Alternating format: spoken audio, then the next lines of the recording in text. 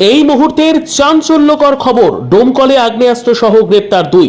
ডোমকলে মুর্শিদাবাদের ডোমকল থানার ছাগলি মাঠ এলাকায় গতকাল গভীর রাতে মুর্শিদাবাদের ডোমকল থানার পিএসআই মনিরুল ইসলাম সরকার পুলিশ দল তল্লাশি চালিয়ে দুই ব্যক্তিকে সন্দেহভাজন অবস্থায় জিজ্ঞাসাবাদ করে পুলিশ তাদেরকে সার্চ করা হলে তাদের কাছ থেকে উদ্ধার একটি পিস্তল ও 1 রাউন্ড গুলি। পুলিশ সূত্রে ধৃতদের নাম জানা যায় রিজু পাল, সোমনাথ পাল। তাদের বাড়ি ডোমকল পৌরসভার 8 নম্বর ওয়ার্ডের বাজিতপুরে বলে পুলিশ সূত্রের খবর। তবে ধৃতদের আজ পুলিশি হেফাজতের আবেদন জানিয়ে জেলা আদালতে পাঠায় ডোমকল থানার পুলিশ। তবে এই ঘটনায় জানা যায় রিজু পাল তিনি ডোমকল পৌরসভার 8 নম্বর ওয়ার্ডের ওয়ার্ড সভাপতি বলেই জানা যায়। কি কারণে আগ্নেয়াস্ত্র নিয়ে ঘুরছিল তার তদন্ত করছে ডোমকল থানার পুলিশ। পিস্তল নিয়ে কি করছিলে? এদিকে পিস্তল নিয়ে কি করছিলে?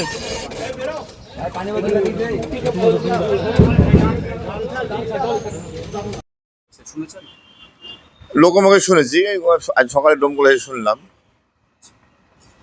আপনার দলেরই উনি একজন ওয়ার্ড সভাপতি, পিস্তল নিয়ে কি করছিলেন, কেন? দেখুন, পিস্তলটা ওর ব্যক্তিগত ব্যাপার, আর তৃণমূল দল বলেনি যে আগ্নেয়াস্ত্র নিয়ে ঘুরো।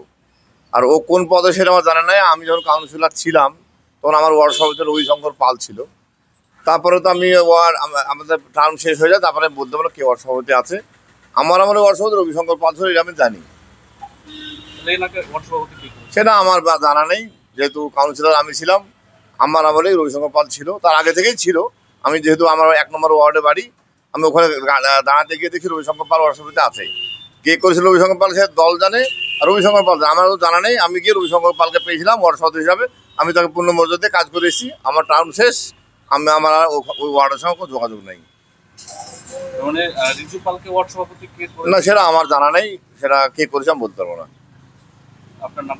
আমার নাম প্রদীপ কুমার চাকি, 8 নম্বর কাউন্সিলর, অর্ডিনারি কাউন্সিলর।